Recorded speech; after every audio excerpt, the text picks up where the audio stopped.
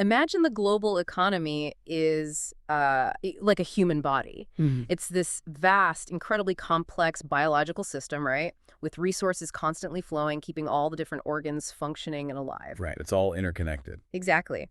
Now imagine you're looking at a glowing anatomical chart of this body, and you zoom in on one single critical artery. It's narrow, it's fragile, but almost the entire lifeblood of the system pumps right through it. And if you sever that artery, I mean, the body doesn't just feel sluggish. The organs don't just slow down.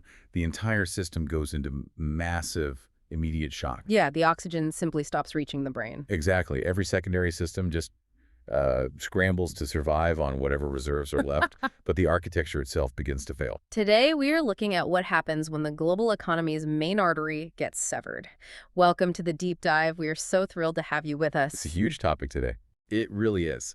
Our mission today is to unpack a monumental analysis from the March 13th, 2026 edition of the Global Review. The piece is written by Fareed Novin, and it breaks down what analysts are now calling the largest oil supply shock in modern history. It's truly a profound disruption to the global order. I mean, to understand the sheer scale of the economic fallout, we really have to look closely at the military catalyst that triggered it. Right. And before we dive into those events, we need to make something explicitly clear to you, the listener. The source material we are discussing today involves highly charged political and military actions. Specifically, the late February 2026 U.S. and Israel military campaign against Iran. Yes, and we are not taking any sides or endorsing any political viewpoints today. Our job is strictly to report on the facts and the economic analysis provided in the source material so you can understand the global ripple effects. And those ripple effects are exactly why you should care about this analysis, really regardless of your background or profession. Even if you don't work anywhere near the energy sector, right? Exactly. Because oil is the central fuel of globalization. I mean, it is the raw material for your petrochemicals, your aviation, global shipping, modern agriculture, and fertilizers. It touches literally everything. It does. This crisis is actively dictating global inflation, the daily cost of your groceries, and, well, the stability of the entire international order. Okay, let's unpack this. To really grasp the mechanics of this economic shock, we have to start with the geography, right? We need to look at the physical bottleneck that caused all of this. The Strait of Hormuz. Exactly. Yeah, so the Strait of Hormuz is a narrow, heavily trafficked, S-shaped waterway. It sits right between Iran and Oman. It connects the Persian Gulf to the Gulf of Oman and eventually out to the open Arabian Sea. Right. And in terms of global energy transit, I mean, it is the center of the universe. But on February 28, 2026, the reality of that waterway fundamentally changed. The U.S. and Israel launched a coordinated military campaign against Iranian infrastructure. Yeah, the U.S. called it Operation Epic Fury, and Israel's codename was Operation Roaring Lion. Right, and this initial wave of strikes resulted in the death of Iran's supreme leader, Ali Khamenei. And Iran, they immediately retaliated. They did. They launched hundreds of ballistic missiles and thousands of drones across the Gulf. They were directly targeting military and energy infrastructure in Kuwait, Qatar, Saudi Arabia, Bahrain, and the UAE. And the immediate devastating result of that geopolitical exchange was the effective closure of the Strait of Hormuz. Yeah, and we really need to pause and quantify what that actually means. Because the sheer volume of energy that moved through there it's difficult to conceptualize. It's massive. Right. Going into this crisis, approximately 20 million barrels per day of oil and condensate normally passed through that narrow strait. 20 million barrels every single day. Yeah, every single day. Sure. That is roughly 1/5 of total global petroleum consumption. Yeah. And the vulnerability doesn't stop at crude oil either. Right. There's the natural gas element. Exactly. It also accounts for 20% of the entire global supply of liquefied natural gas, or LNG. Which is just a staggering concentration of risk. I mean, the world has survived historic oil shocks before, you know? How does a 20 million barrel disruption compare to the history books? Oh, it completely dwarfs them. I mean, let's look at the benchmarks that define the 20th century. You have the 1973 Arab oil embargo. Right, the one that completely reshaped Western economies and caused those famous lines at the gas pumps. Exactly. That one removed about 4 million barrels a day from the market. Then the 1979 Iranian Revolution, that disrupted roughly 5 million barrels a day. And the 1990 Gulf War took about 4 to 5 million off the board. Wow. So those historic era-defining crises that changed the trajectory of the Cold War Right. were playing with 4 or 5 million barrels a day. Right. And the 2026 Hormuz crisis has put 20 million barrels a day at risk, plus a fifth of the world's natural gas. Yeah, the order of magnitude is terrifying. You are looking at a disruption 4 times larger than the crisis that caused the 1970s gas lines. What's truly fascinating to me looking at the source material is how the strait actually closed. Because when you hear closed waterway, you picture a traditional military blockade. A physical wall of ships. Exactly. A line of destroyers physically turning oil tankers around in the water. That's not what happened here. No, it's not. What's fascinating here is that the closure was largely driven by mathematics and insurance, not a physical wall of ships. Insurance. Yeah. Iran's Islamic Revolutionary Guard Corps, the IRGC, they declared they would not permit the passage of any vessels linked to the U.S. or its allies. Okay. And they backed up that declaration with swarms of drone strikes. So because of that credible threat, major global shipping giants, companies like Maersk, CMA CGM, and Hapag-Lloyd, they simply suspended their transits. So the ships essentially just dropped anchor and refused to move because it became a massive financial liability. Exactly.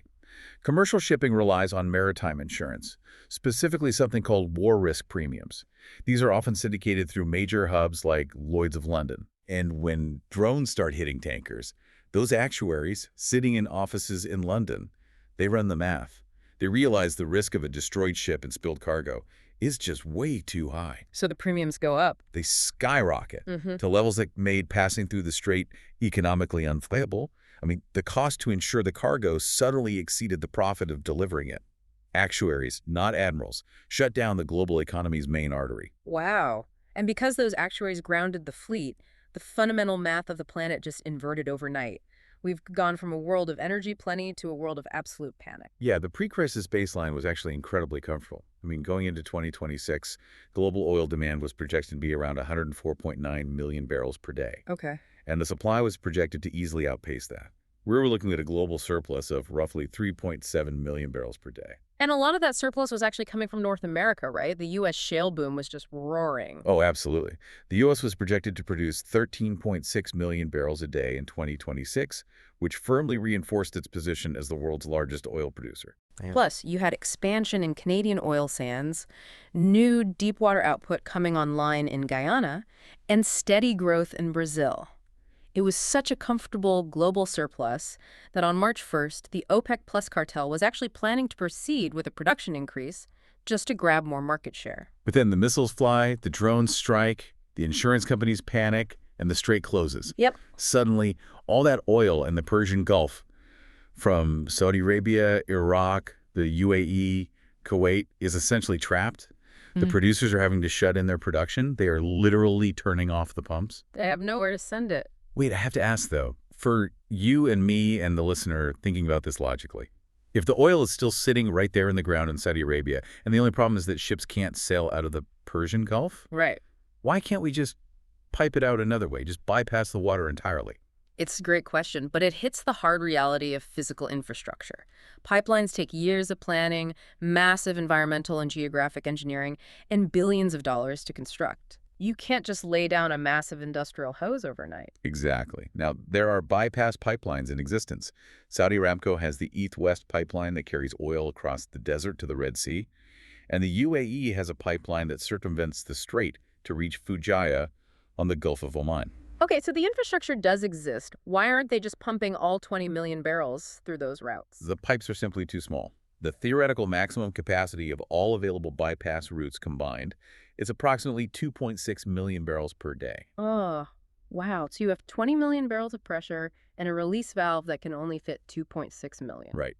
It is a massive physical bottleneck. Yeah. And to make matters worse, the infrastructure itself is actively under attack. Right, the drones. Yeah. On March 2nd, Iranian drones directly struck Qatar Energy's facilities at Ras Laffan and Mesaid industrial cities. And Qatar is the world's largest LNG producer. Hitting their facilities is a critical blow. It's devastating. They had to halt output entirely. Because of the strikes, Qatar Energy had to declare force majeure. Which is that legal clause in commercial contracts. Exactly. It essentially allows a supplier to cancel their guaranteed shipments because of an unforeseeable, unavoidable catastrophe. Yeah. In this case, an act of war. So the oil is trapped by a bottleneck, and the gas facilities are actively on fire.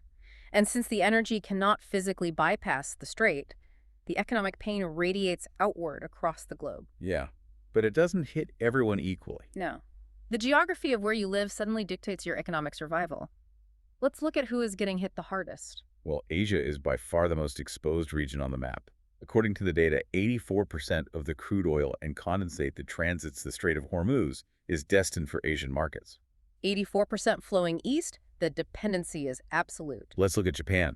Japan imports about 95% of its crude oil from the Gulf. I mean, almost their entire national supply. And 70% of that specific volume has to go through Hormuz. That's terrifying for them. Yeah, their prime minister announced they are tapping into their strategic reserves immediately because they have virtually no domestic production to fall back on. And then India is facing what the analysts call a dual shock. They are highly dependent on the oil, but they are uniquely vulnerable on the gas side, too. Right. India imports more than 60% of its oil from the Middle East. But they also rely heavily on Gulf-linked liquefied petroleum gas, or LPG. Which is a huge deal for regular people there. Yes, this disruption threatens something very fundamental. Lower-income households in India rely heavily on LPG cylinders, basically pressurized propane and butane, for everyday cooking and heating. Wow. So when that supply chain breaks, it isn't just an industrial problem. It is an immediate, severe socioeconomic crisis for millions of families. Here's where it gets really interesting, though. Let's talk about China, because China is the world's largest crude oil importer. By all normal logic, they should be in complete freefall right now, but their situation is remarkably unique. Yeah, they are heavily reliant on the strait. About 40% of their oil imports transit through it, and they buy over 80% of Iran's oil exports. But China has spent years building massive strategic petroleum reserves for exactly this kind of rainy day. Right. They also share deep trading ties and overland pipeline routes with Russian and Central Asian suppliers, giving them back doors that Japan just doesn't have. Plus, and this is the wild part in the source material, China is still receiving Iranian oil during the conflict. Right. They're using what is essentially a ghost fleet of Iranian-flagged and Chinese-affiliated vessels. Because of the geopolitical alignment, the IRGC is allowing those specific ships to pass through the danger zone unbothered. So China is materially exposed, but incredibly flexible compared to its neighbors. Exactly. Then we have Europe. Europe doesn't import nearly as much crude through Hormuz, but they are severely exposed on the natural gas side. And this traces directly back to the war in Ukraine. When Europe cut off Russian pipeline gas, they had to pivot their entire energy grid. Right, they had to find a new source fast. Exactly. Yeah. So to replace that Russian gas, Europe became heavily dependent on seaborne Qatari LNG. And when those Iranian drones hit the Qatar energy facilities on March 2nd, the European markets panicked. Oh, I bet. The European benchmark is called the Dutch TTF, the Tidal Transfer Facility. It's basically a virtual trading hub in the Netherlands that sets the price of natural gas for the entire continent. Those Dutch TTF prices surged by roughly 50% in a single day. 50% intraday. Heating bills and industrial costs just rocketing upward in real time. Yeah. Goldman Sachs warned that if the Strait of Hormuz stays closed for a month, European gas prices could more than double. So Asia is physically starved for oil, and Yeah. Europe is facing a natural gas price explosion. Let's look closer to home, though. Let's look at North America, because there is a real paradox happening here. Structurally, North America should be the most resilient region on the planet. Like we mentioned earlier, the U.S. is the world's largest oil producer. It only imports about 500,000 barrels a day from the Gulf through Hormuz. Right. That represents barely 2% of domestic petroleum consumption. We are sitting on an ocean of our own domestic oil in Texas, North Dakota, and New Mexico. We hardly use the Strait of Hormuz at all. Yet, the American consumer is still taking a massive hit at the gas pump. Yep. I mean, Brent crude prices were sitting at a comfortable $71 a barrel right before the strikes on February 28th. Within days, the price skyrocketed to over $120 a barrel. That's because oil is a globally traded commodity. Yeah. A barrel of oil produced in Texas is priced based on the global balance of supply and demand. It's all connected. It is. When 20 million barrels disappear from the global pool, buyers in Asia and Europe start bidding desperately for whatever is left. The price of every remaining barrel, everywhere on Earth, shoots up. So no one is truly insulated. Now, the international community did try to fight back against this massive price spike. On March 11th, the International Energy Agency coordinated the largest emergency reserve release in its history. 400 million barrels of oil. Right. And the U.S. contributed heavily to that effort, releasing 172 million barrels from its own strategic petroleum reserve in those salt caverns along the Gulf Coast. And it worked for about 48 hours. The price temporarily dropped down to $92 a barrel. But by March 13th, it had rebounded right back over $103. Which is wild. Yeah. If we connect this to the bigger picture, we see the illusion of the strategic reserve release. I mean, 400 million barrels sounds like an astronomical amount of oil to the average person. It sounds like it should solve the problem. Right. But in the context of global demand, 400 million barrels only covers about 4 days of global consumption. It represents just 16 days of normal transit volume through Hormuz. Wow. So releasing 400 million barrels isn't a cure. It's like a scuba diver taking one massive breath of air from a backup tank. It keeps you alive for a few more minutes, but it doesn't solve the fact that you are still trapped underwater. That's a great analogy. The IEA's own executive director explicitly noted that these reserve releases will ultimately fail to stabilize the market unless safe passage through the Strait of Hormuz resumes. You cannot replace the supply permanently, you just delay the pain. So what does this all mean for the U.S.? Reading through the source material, there is an incredible structural tension here. The U.S. administration, under President Trump, obviously wants lower gas prices for the American consumer. Naturally. But they are the ones who initiated the military campaign that spiked the prices in the first place. It is a profound contradiction in statecraft. The administration framed the initial conflict as a decisive campaign to prevent Iranian nuclear armament. Right. But simultaneously, they are desperately urging commercial ships to transit the strait, and the U.S. Navy is actively sinking Iranian mine layers to try and keep the water open. They're even considering relaxing the Jones Act. Oh, the Jones Act. That's the century-old maritime law requiring goods shipped between U.S. ports to be carried on American-built, American-crewed ships. Exactly. Waiving it would suddenly allow a flood of foreign vessels to move domestic oil from Texas to refineries in New York or California much cheaper and faster, completely bypassing the global squeeze. So they're pulling every domestic policy lever they have. And this brings us to the ultimate realization of this entire analysis. The global oil market is no longer functioning on standard economic rules. No, it has become what the author calls a Bayesian game of statecraft. A Bayesian game. Yeah. Bayesian game theory essentially models actors who do not have perfect information about their opponent's intentions or resolve. They have to constantly update their probabilities, their beliefs, based on every new fragmented signal. Like a drone strike or a diplomatic statement. Or a sudden naval deployment, right? It's like playing a high-stakes game of poker, but the rules of the game change every time a new card is flipped over. And we see this play out literally on the trading floors. A commodities trader in Chicago isn't just looking at barrel counts anymore. They're sitting at a Bloomberg terminal, feeding rumors of an IRGC drone launch into a pricing algorithm to decide what a barrel of crude delivered in June should cost. Wow. The market isn't reacting to supply and demand. It is pricing in the probability of a broader war. And in this constantly shifting geopolitical game board, there's some deeply surprising winners, like Russia. Yeah, Russia is structurally benefiting from this crisis in a massive way. First, the incredibly high oil prices are directly funding their ongoing war in Ukraine because they export their oil through different geographic routes. Right. Since Middle Eastern oil is tracked in the Gulf, India and China are forced to deepen their energy ties with Moscow just to keep their lights on. And what is deeply ironic is that the U.S. actually issued a 30-day sanctions waiver on March 12th. They actively allowed countries to buy Russian oil just to ease the severe global supply constraints. To survive the crisis in the Gulf, the West had to momentarily loosen the financial noose on Russia. That is a wild geopolitical trade-off. It really is. So where does this Bayesian game go from here? The analysis outlines 3 potential scenarios for 2026 and 2027. Let's walk through them. Scenario 1 is rapid de-escalation. The author assigns this a 30 to 35% probability. This assumes diplomatic channels secure a negotiated ceasefire within 4 to 8 weeks. Tanker traffic slowly resumes, the emergency reserves successfully bridge the short-term gap, and OPEC plus spare capacity comes online.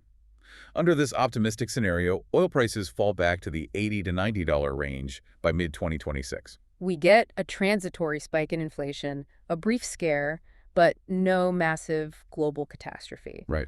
But a quick ceasefire is optimistic. What happens if the diplomats fail and those insurance premiums stay maxed out for months? That brings us to scenario 2, prolonged Gulf instability. The author gives this the highest probability at 40 to 45%. In this case, the disruption drags on for 1 to 6 months. Intermittent tanker attacks continue, meaning prohibitive insurance costs remain locked in. Ouch. Oil prices stay dangerously elevated, averaging between $95 and $120 a barrel through the entire year. And Qatar struggles to repair its LNG facilities. That translates into a grueling economic grind. Persistent global inflation, significantly slower economic growth, and central banks basically forced to keep interest rates high. Yes, And then there is the third scenario, the tail risk. the nightmare scenario. If the disruption lasts longer than 6 months, the strait effectively becomes heavily militarized. The IRGC has already threatened to push oil to $200 a barrel if they're pushed into a corner. And we know the U.S. has already sunk 16 Iranian mine-laying vessels in the opening weeks. The physical escalation in the water is very real. If prices hit $150 or approach $200 a barrel for a sustained period, the global architecture fractures. We're looking at a severe global recession.